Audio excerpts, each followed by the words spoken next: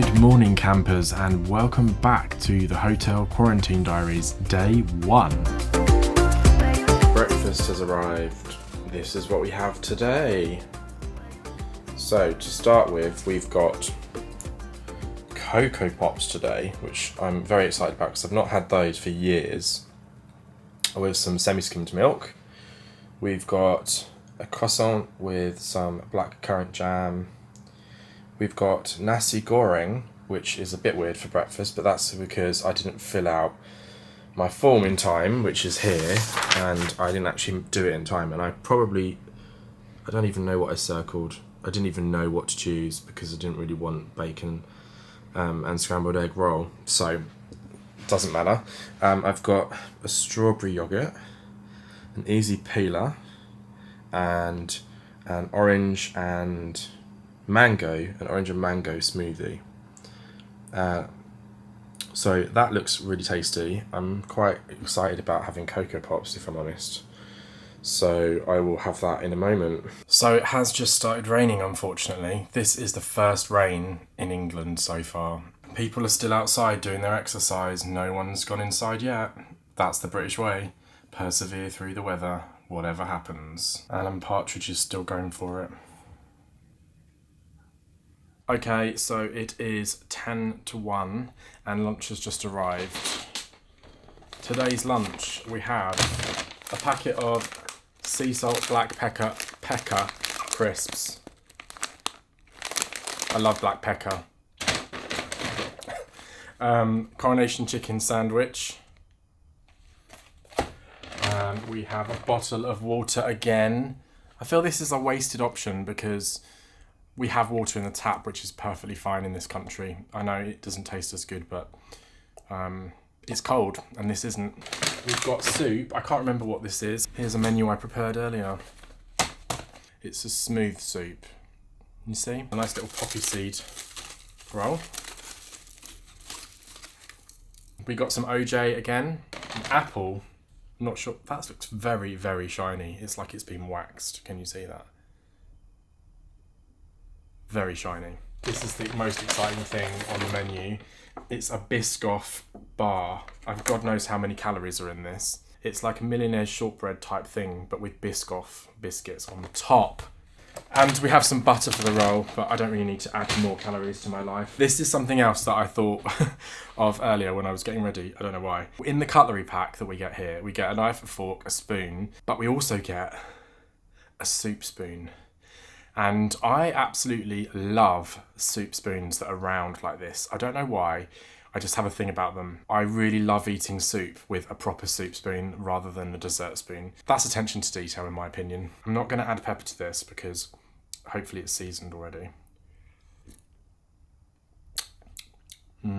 That's very nice. Very soft and comforting flavour. I can't remember where it was I saw this. I think it was like Downton Abbey or somewhere. No, it can't be Downton because I haven't actually seen that. But instead of going like that into your soup towards you, you should, the proper way of eating soup is to go away from yourself. So you take your spoon and you go like that. It's actually really hard to do in a cup like this. Oh my God, there's a hair. I think that's mine because I've just shaved. Okay, I'm going to go with it. Coronation chicken with fresh tomatoes, baby spinach and mango chutney on a thick malted bread. Yum. That's a good coronation sauce. It's basically chicken in a kind of light curried mayonnaise.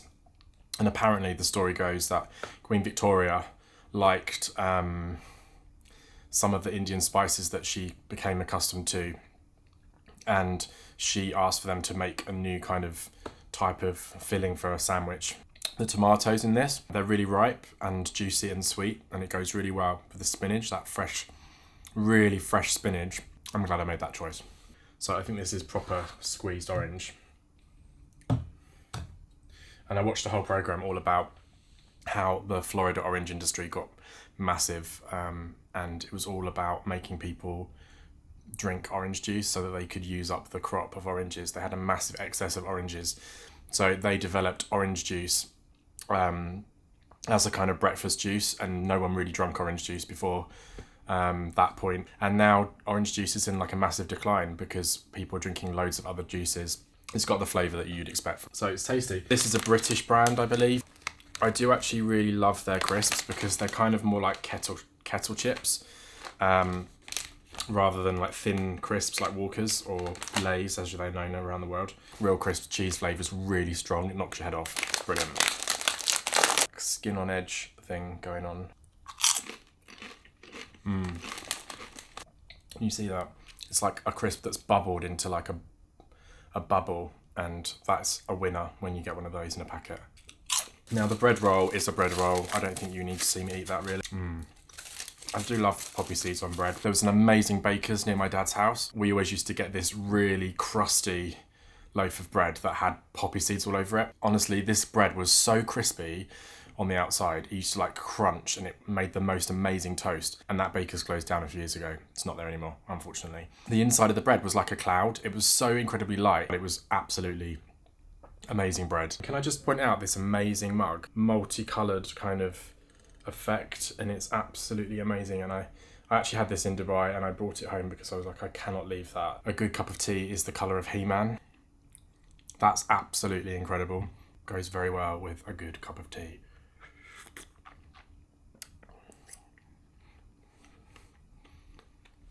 Okay, I finally decided to go outside for a walk. I haven't been out yet. I need to get some exercise. It's absolutely freezing. Well, it's not. It's 12 degrees. But I think a hoodie's not going to be enough. So I'm going to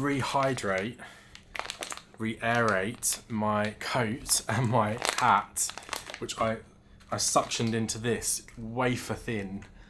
So I'm all ready to go. I'm really toasty warm in my coat and my hat. I love this hat so much. Sony ZV-1, however you say it. I'm not taking you out there because you're a big camera and I don't want to look really vloggery. So I'm going to take this. And maybe a couple of passing planes. We might get some good shots. I don't know. Hopefully I can get a shot of a plane actually taking off, because where I am at the moment, I face the runway there. They just start from 0. By the time they get to the other end of my window, they're not going fast enough to lift off. So I don't get to see that part. This doesn't have a very good zoom on it, but I should be able to get something. I'm outside. Feels so good to be out and walking around in fresh air. And the sun is out, it's beautiful. I have no idea how well this is picking up my voice. I've got my active stabilisation on, so this is a little bit tight, the frame, but hopefully it's picking me up all right. And this is the scene. The car park. We have a bit of blue sky, not a whole ton, but the other great thing is I have this flight radar app, so I can check when the flights are coming in, when the planes are landing, and when they're taking off. It's really good. I'll show you. London Heathrow to JFK, New York. It's a Virgin Atlantic A350, which is the ones that look like they've got the sun visor glasses on.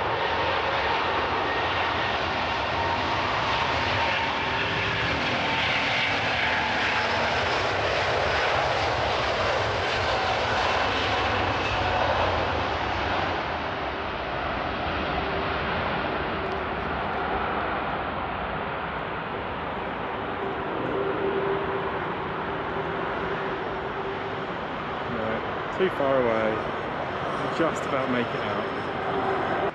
It's really hard to go between filming yourself like this and filming a plane when you're trying to balance exposure and you've got to mess around with ND filters and stuff. This camera is struggling to do everything in these conditions because it's really contrasty. There's lots of bright sunlight behind me. Oh, we have got another plane taking off now. I'm going to try and get it, but I probably won't be able to.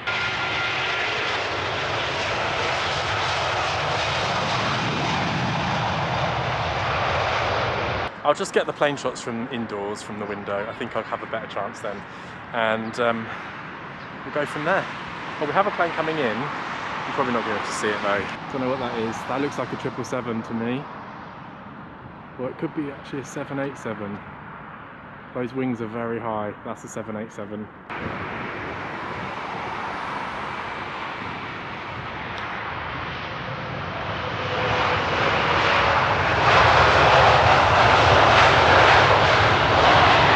Yeah, that was 100% a 787 Dreamliner BA. I'll tell you where it was coming from right now. 787-800, travelling from Bangkok to Heathrow. I know my planes.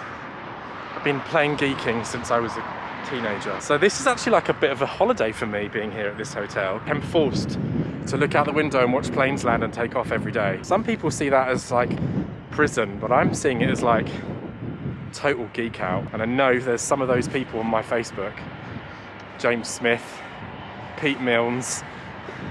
I know you guys are really into your planes as well. I'm really surprised by how many planes are still taking off actually. It's one of the busiest airports in the world.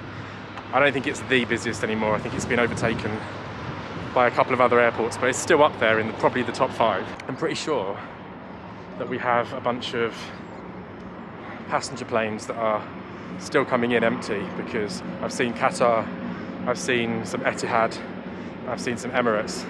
They're definitely not bringing passengers in. I think they're bringing cargo in and then they're picking up passengers for the way back. So they're still running. It's good to see that there's still some activity here going on. Okay, now we've got a British Airways 777-200ER taking off. It's flying London Heathrow to JFK.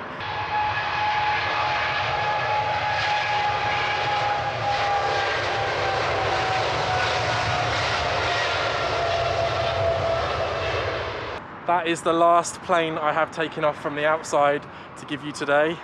I have to now head back in. My timer on my watch just went off to tell me I've had my 25 minutes. I've got 5 minutes to get back there, and see you back in the room.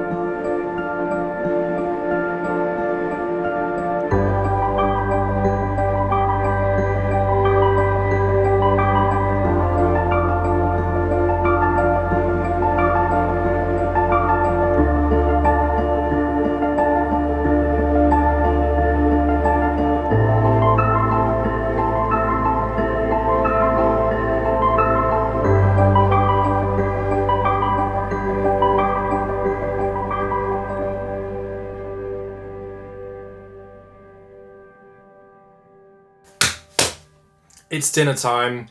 What's on my table of love? Today we have a niçoise salad, a French composed salad, green beans, potatoes, eggs and red onions. As far as I'm concerned, if it doesn't have tuna, it's not a niçoise, but I hate tuna, so I'm glad. It's just looking like a bunch of veg in a pot, to be honest. There's no dressing there. Then we have, this is the exciting part, bangers and mash. Now, for those of you who aren't familiar with the term banger, it's actually a sausage, and the reason why it's called a banger is because back in the day when they used to make cheap sausages, and they still make cheap sausages now, but cheap sausages, they used to add loads of water into the mix with the meat so that they were heavier and they would weigh more and they wouldn't have to use as much meat. But the problem was when you fried them, I think it was if you fried them or grilled them, the water inside the sausages would turn into steam and like the pressure would build up and then the skin would pop and make a bang, and that's why they're called bangers. Grilled Cumberland sausages served with a creamy mash and loaded onion gravy. To finish, we have the chocolate and coconut tart. Now, I've been looking forward to this. I've been quite excited about this because coconut and chocolate are two of my favourite things. It's a bit like a tort, I would say. So I'm gonna just try the old salad. I need to get the egg out because I can't even stand the smell of it. Oh, and we got a lemon and lime. Standard kind of lemon and lime drink. My only criticism about the drinks here is that they're never really cold. It's potato. It's onion. Not the best olive, but it'll do. Enough of that rubbish. Let's kick in with the main event. Oh my god, they look like good sausages. That is decent. 3 sausages as well, not 2, 3. And that is a lovely amount of gravy.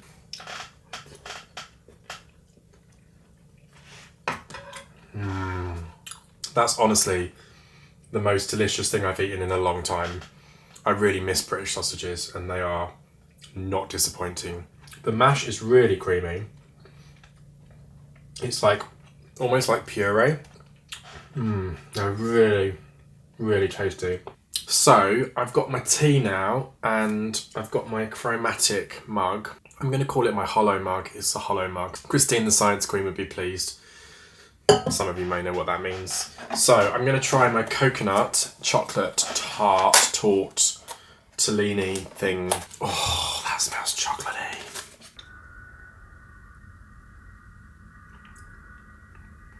It is nice. I'm not really getting coconut though. It kind of tastes like a chocolate torte. I was hoping for some more coconut because coconut's one of my favourite things. If you're really into chocolate, you would love this because this is really rich. And that's what I'm going to eat because it's just very rich.